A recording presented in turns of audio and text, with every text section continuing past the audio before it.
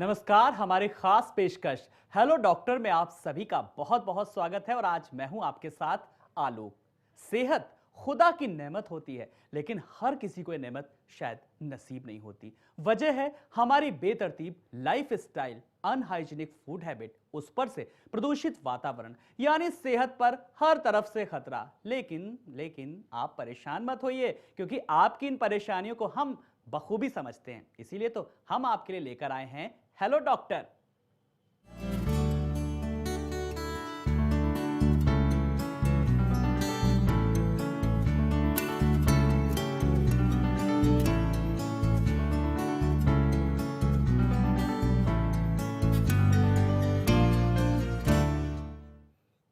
दांत किसी भी इंसान के व्यक्तित्व का आईना होता है, लेकिन अपने दांतों को कैसे सेहतमंद और खूबसूरत रखा जाए, आज हर किसी के लिए यह बड़ा सवाल बन गया है। इसीलिए आपकी परेशानी को सुलझाने के लिए हमारे साथ श्री न्यूज के स्टूडियो में डॉक्टर नेहा दीक्षित जी आज मौजूद हैं। डॉक्टर साहब, बहुत बहुत आपका स्वागत है हमारे खास कार्यक्रम हेलो डॉक्टर में।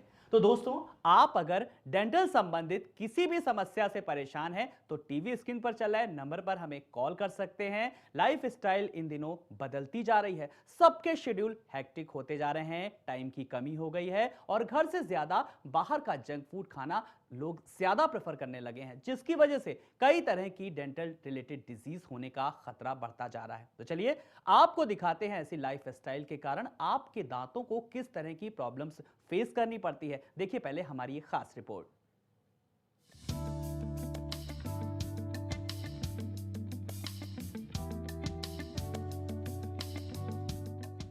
चेहरे की मुस्कान में चार चांद लगाते हैं हमारे चमचमाते दांत, लेकिन अगर इन दांतों का ख्याल ना रखा जाए तो हमारी जिंदगी में कई प्रॉब्लम्स बढ़ जाती हैं।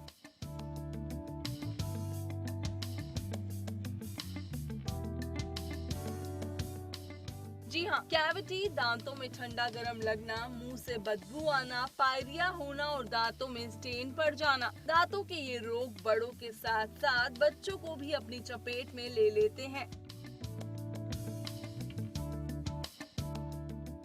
सबसे पहले बात करते हैं कैविटी की, जिससे दांतों में कीड़ा लग जाता है और खाते वक्त ठंडा गरम लगने लगता है। इतना ही नहीं, खाने में दिक्कत होने लगती है। देखा जाए तो पायरिया की चपेट में भी आजकल ज्यादातर लोग आने लग गए हैं। पायरिया शरीर में कैल्शियम की कमी होने से और दांत मुंह की साफ सफाई में लापरवाही बरतने की वजह से हो जाता है। इस रोग में मसूड़े पीले और खराब हो जाते हैं और उनसे खून के साथ साथ बदबू भी आने लगती है। वही अक्सर तंबाकू, सिगरेट और ज्यादा चाय कॉफी पीने से दांतों में धब्बे पड़ जाते हैं, जिसकी वजह से दांतों की चमक खत्म होने लगती है।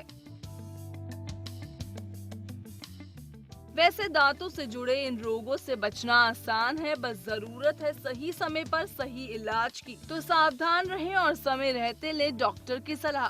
Health desk, Shri news. तो दोस्तों, देखिए आपने ये रिपोर्ट कि किस किस तरीके की बीमारी होती है दांतों से संबंधित। डॉक्टर नेहा जी आज हमारे साथ स्टूडियो में मौजूद हैं, ही तमाम सारे सवालों के जवाब लेंगे जो आपके जहन में हैं। डॉक्टर नेहा जी, एक बार फिर से आपका बहुत बहुत स्वागत है। मैं सवालों के सिलसिले को शुरू करूं, मुझे बचपन में वो विज्ञापन ध्यान आ रहा है कि राजू तुम्हारे दांत तो मोतियों जैसे चमकते हैं, तो वो लेकिन मोतियों जैसे चमक अब कहीं ना कहीं खत्म सी होती नजर आ रही है। हाँ, हम देखते हैं आजकल का खान पान बहुत बदल गया है। हम देखते हैं कि हम चाय, कॉफ़ी और ऐसे बहुत सारे सिगरेट, तंबाकू, बहुत सारा खाना ऐसा हो गया हमारे डेली रूटीन में जो हम ले रहे हैं, लेकिन वो स्टेन्स इतने पक्के हो जाते हैं दांत में कि वो साफ़ नहीं हो पाते हैं। अगर हम रेगुलर चेकअप कराएं, हर 6 या 7 महीने में एक बार डेंटिस्ट के पास जाके चेकअप कराएं, तो हम साथ साथ ही इन दाग धब्बों से निजात पा सकते हैं। लेकिन अगर यही स्टेन्स बहुत पुराने हो जाएं तो वो बहुत भद्दे लगने शुरू हो जाते हैं, दांतों में पीलापन और पक्का होता जाता है, जो कि फिर वो संतरी और काला रंग लेना शुरू कर देता है। ऐश्वर अली हमारे साथ आजमगढ़ से एक दर्शक जुड़ गए हैं। ऐश्वर जी नमस्कार, स्वागत है आपका। डॉक्टर साहब स्टूडियो में मौजूद हैं, आप सीधा उनसे सवाल कर सकते हैं। ऐश्वर जी, आपको हमारी आवाज मिल रही है? हाँ जी मैम, आप अपना सवाल पूछ सकती हैं डॉक्टर साहब से। जी सर वो क्या बोलते हैं कि मेरे मसूड़े में जो सामने का आगे का नीचे का उसमें मतलब कि दर्द होता रहता है और इसके बाद फिर वो मतलब उसमें से कुछ मौत टाइप का निकलता है, वो क्यों होता है? हाँ जी, ये सबसे कॉमन बीमारी है जो हम देखते हैं। हमेशा ज़्यादातर हम देखें मसूड़ों की तो तकलीफ़ होती है, वो खासकर आगे और नीचे वाले दांतों में ज़्यादा रहती है। इसका कारण ये है, हम कुछ भी खाते पीते हैं, उसके बाद हम कुल्ला करना भूल जाते हैं। बहुत से लोगों को चलते फिरते सुनने को भी मिलेगा, टीवी के आगे बैठेंगे, एडवर्टाइजमेंट देखते हैं, लेकिन कभी उसको फॉलो नहीं करते।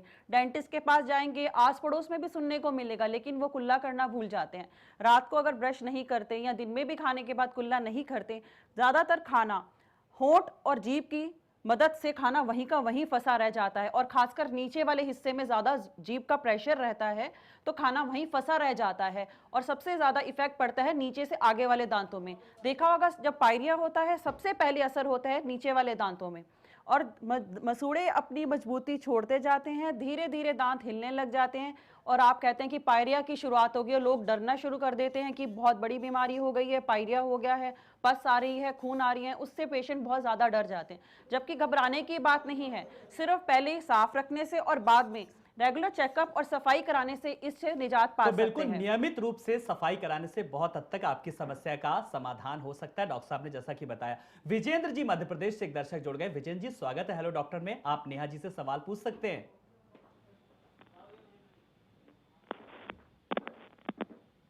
विजेंद्र, आपको हमारी आवाज आ रही है? हाँ सर, वो केविटी हो गई। जी विजेंद्र जी, आप एक बार अपना सवाल दोहराएं। हाँ, केविटी प्रॉब्लम है।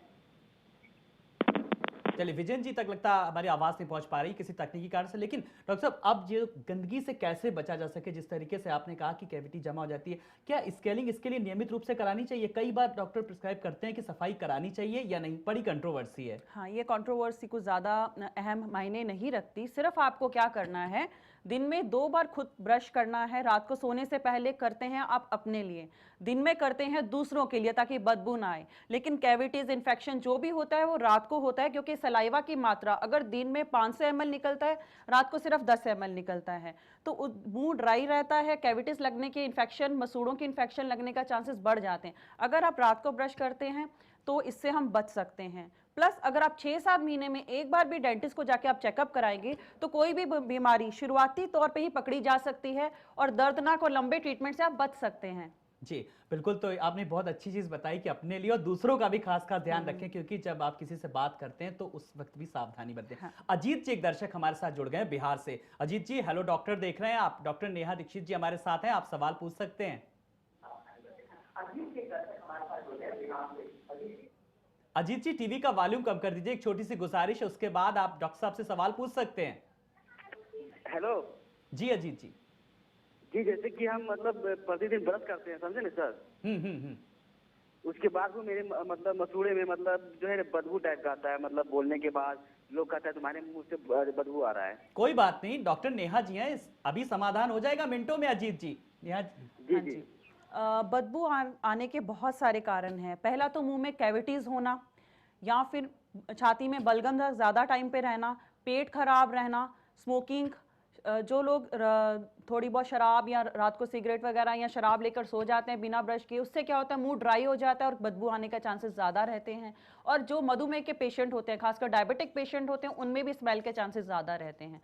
अगर आप वही सेम, अगर आपकी मेडिकल प्रॉब्लम कंट्रोल में है और आप 2 टाइम ब्रश कर रहे हैं, कुल्ला कर रहे हैं, और हाँ अगर आप फ्लॉसिंग नहीं कर रहे हैं तो भी ये बीमारी बढ़ जाती है। बहुत से लोगों को फ्लॉसिंग की ज़रूरत होती है। अगर हम ब्रश करते हैं तो 60% हम क्लीन कर पाते हैं, लेकिन फ्लॉसिंग जो होती है, थ्रेड से क्लीनिंग, 40% और हमारा दांतों को साफ रखता है। तो ये ज़रूरी है कि आप फ्लॉसिंग और ब्रशिंग दोनों को मेंटेन करिए।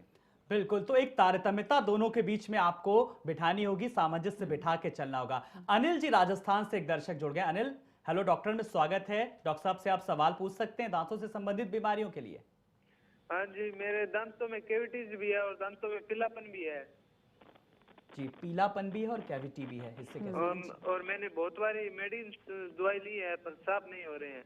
जी चलिए अब देखते हैं, अब आप डॉक्टर साहब नेहा से अब आपको क्या नुस्खा बताती हैं जरा। जी नेहा जी। हाँ जी, पीलापन जो इन्होंने कहा, इसके भी बहुत सारे कारण हैं, जैसे कि टोबैको स्टेन्स, स्मोकिंग, जो टोबैको और जो पान वान या सुपारी खाते हैं उससे जो स्टेन्स आते हैं।